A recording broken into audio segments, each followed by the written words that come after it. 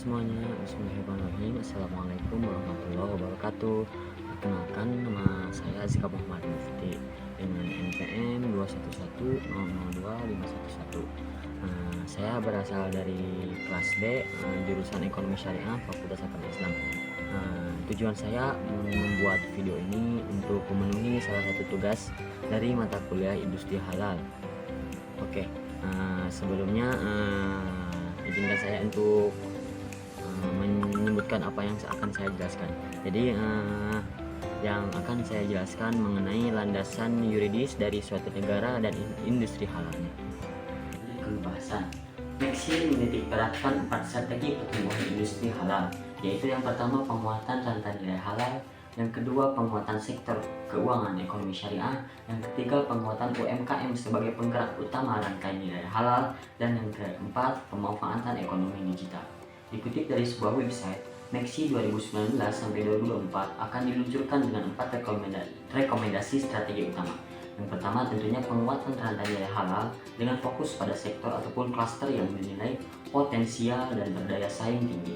Yang kedua, penguatan sektor keuangan syariah dengan rencana induk yang sudah dituangkan dalam Master Plan Arsitektur Keuangan Syariah Indonesia ataupun MAKSI dan disempurnakan dalam rencana induk ini. Yang ketiga, penguatan UMKM sebagai penggerak utama rantai nilai halal. Dan yang keempat, pemanfaatan dan penguatan platform ekonomi digital di perdagangan seperti e-commerce dan marketplace, dan keuangan teknologi ataupun teknologi finansial, sehingga dapat mendorong dan mengakselerasi pencapaian strategi lainnya. Selain itu juga menambahkan acara festival ekonomi syariah seperti IIEFES ini akan diadakan di berbagai kota lainnya. Hal ini guna lebih memasifkan lagi tren ekonomi syariah ke masyarakat Indonesia, terutama generasi milenial yang akan menjadi tonggak penerus bangsa. Kemudian pemerintah juga telah membangun kawasan industri halal, misalnya Halal Modern Valley di Serang, Banten, Safe and Lock Halal Industrial Park di Sidoarjo, Jawa Timur, dan Bintan Inti Halal Hub di Teluk Lobam, Kepulauan Riau. Oke, di sini juga saya akan sedikit menjelaskan mengenai kawasan industri halal yang dibangun di Indonesia yang saya sebutkan tadi. Oke, yang pertama ada Modern Halal Valley di kawasan Cikande Serang, Banten. Kawasan industri halal pertama ini yakni di Modern Halal Valley di Cikande Serang, Banten. Modern Halal Valley merupakan kawasan pertama di Indonesia yang telah menerima sertifikat zona industri halal dari Kementerian Perindustrian pada tanggal 2 September 2020. Hal ini merupakan langkah signifikan bagi Modern Halal Valley karena memungkinkan operasional pengembangan ekosistem halal. Modern Halal Valley terletak dibangun di atas lahan seluas 50 hektar yang terus akan berkembang. Di dalam kawasan Modern Halal Valley ini terdapat zona industri halal dengan konsep ramah lingkungan dan menganut nilai-nilai syariah dalam pengembangannya. Modern Halal Valley terdiri dari klaster halal yang menawarkan sinergi dan inovasi untuk industri beserta seluruh rantai pasoknya. Lokasinya dari Modern Halal Valley yang strategis juga dapat menjadikan kawasan ini bisa menguntungkan kebutuhan halal lokal, regional maupun internasional. Tempat ini terletak di Modern Cikande Industri Halal Estate di Banten. Letaknya terhubung langsung dengan akses gerbang tol Cikande, Pelabuhan Jawa, Bandara Internasional Soekarno-Hatta, juga kawasan metropolitan Jakarta, sehingga posisinya benar-benar sangat strategis. Kita lanjut ke kawasan yang kedua, yakni Safe and Lock Halal Industrial Park yang terletak di Sidoarjo, Jawa Timur. Kawasan yang kedua ini yaitu bernama Safe and Lock Halal Industrial Park di Sidoarjo. Dalam proyeksinya, area ini akan menjadi kawasan industri halal terbesar di Indonesia. Safe and Lock memiliki luas 148 hektar, namun untuk saat ini pembangunan baru mencapai tahap pertama. Di tahap pertama ini ada 10 hektar dan tahap kedua tadi sisanya 138 hektar. Pada tahap pertama ini pelaku usaha sudah bisa menempati kawasan ini. Kemudian jika nantinya penggunaan seluruh lahan seluas 148 hektar sudah bisa ditempati alias digunakan oleh pelaku usaha, maka untuk pembagian kuotanya 70% bagi UMKM dan 30% bagi IKM. Ini sesuai anjuran dari pemerintahan pusat di Indonesia sendiri. Nah, lanjut ke terakhir ya, yang tempat industri halal di Indonesia. Yang terakhir ini yakni kawasan industri Bintan Inti. Kawasan ini terletak di Kabupaten Bintan. Melihat perkembangannya di industri Kabupaten Bintan yang berpotensial ini, membuat pemerintah memutuskan untuk membangun salah satu dari 3 kawasan industri halal di Indonesia yang telah tadi saya sebutkan. Area ini dibangun di atas lahan seluas 6,5 sampai 100 hektar. Bintan Inti Halal Food Hub ada di daerah Bintan Industrial Estate, yaitu Kabupaten Bintan, Kepulauan Riau. Di Bintan Inti Halal Food Hub dikembangkan pemrosesan makanan dengan bahan baku yang halal, mulai dari memperhatikan bahan bakunya baik dari pertanian, perkebunan, dan peternakan. Selain itu juga mereka juga bersedia mendukung jasa pengemasan, cold chain, dan juga jasa logistik. Oke, setelah mendengar penjelasan terkait kawasan industri halal yang ada di Indonesia, di sini Indonesia yang kita ketahui merupakan negara dengan mayoritas penduduk beragama Muslim terbanyak di dunia, tentunya memiliki potensi besar pada sektor industri halal.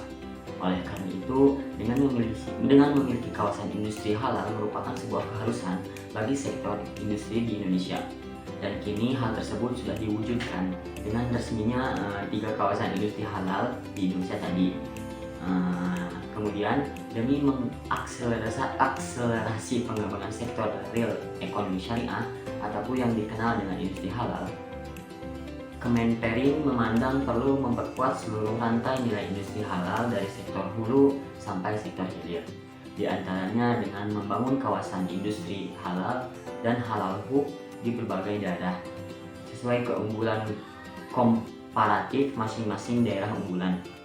Oke, setelah mendengarkan penjelasan tadi, mungkin dari teman-teman banyak yang bertanya ya, misalnya apakah industri halal ini hanya terbatas pada segi makanan saja? Oke, tentunya tidak dong ya.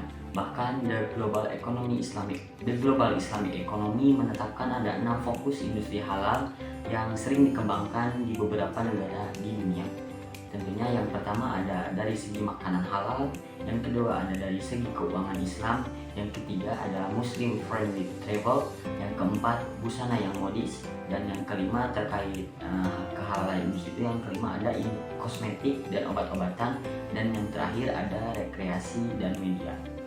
Diambil dari sebuah buku dalam laporan State of the Global Islamic Economy report terakhir ini, di antara 15 negara besar yang disurvei untuk mengukur total pencapaian perkembangan ekonomi syariah secara global, Malaysia menduduki peringkat pertama untuk hampir semua indikator ataupun di semua sektor. Laporan tersebut menginformasikan bahwa Indonesia berada pada peringkat kelima. Data tersebut dapat menjadi cerminan tolak ukur perkembangan industri halal global, di mana Indonesia dengan populasi muslim terbesar di dunia masih di bawah Malaysia, Bahrain, dan negara-negara lainnya.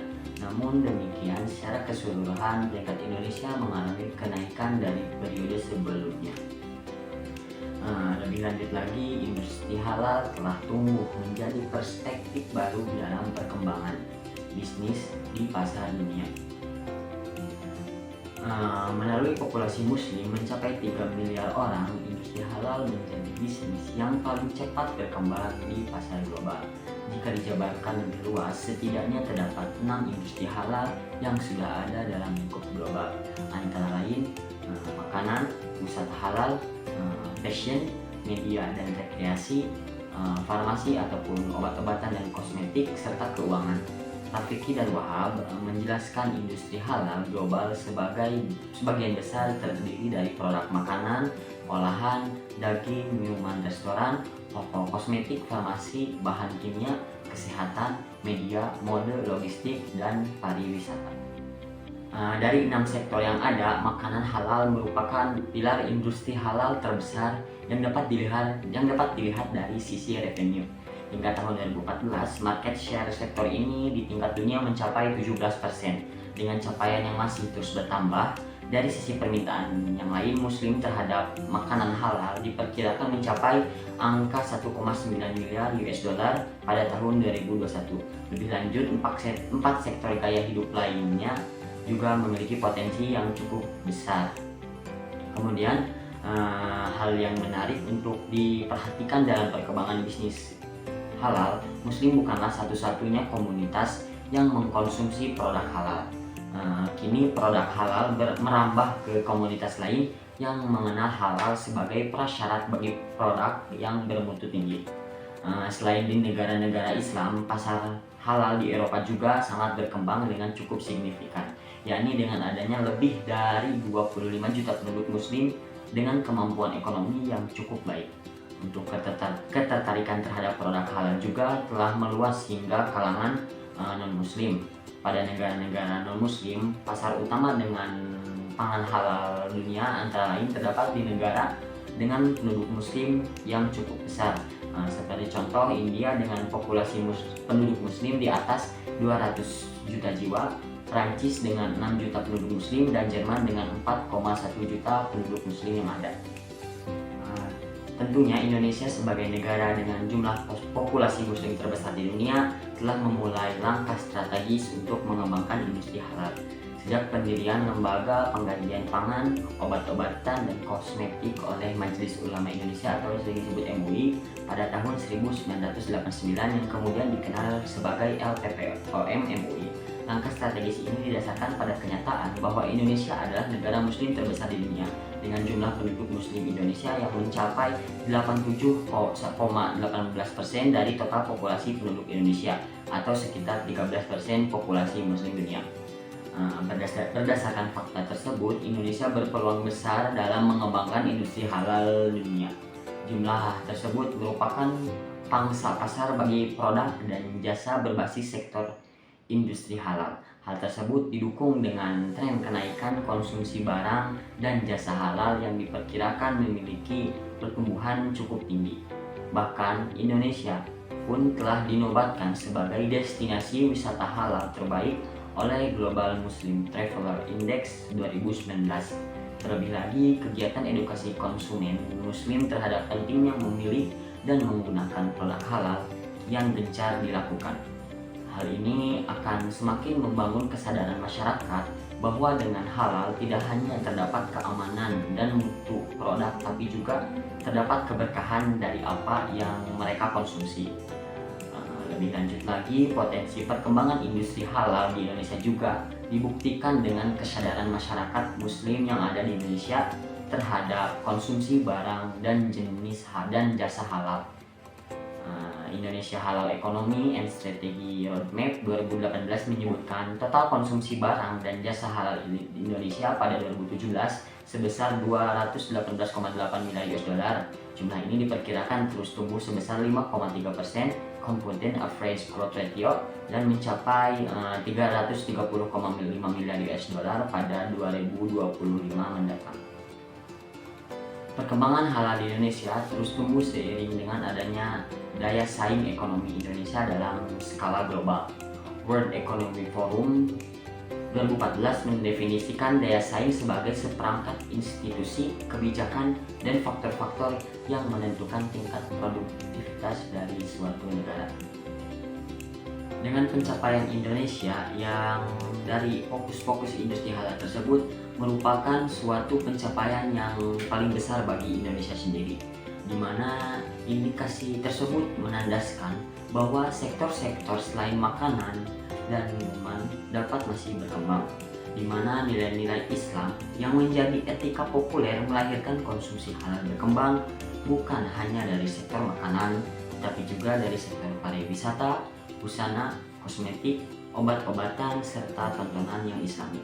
Dengan tanpa disadari telah menjadi gaya hidup muslim bagi masyarakat Indonesia. Oke, cukup sekian ya sedikit pemaparan dari saya mengenai penjelasan mengenai materi yuridis dari suatu negara dengan industri halalnya.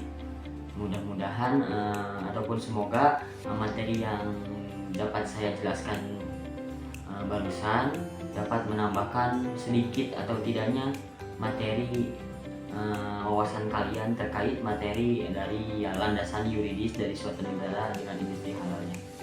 Nah, bila ada kesalahan mohon diucapkan, kurang lebihnya saya mohon maaf. Terima kasih atas perhatiannya. Wassalamualaikum warahmatullahi wabarakatuh.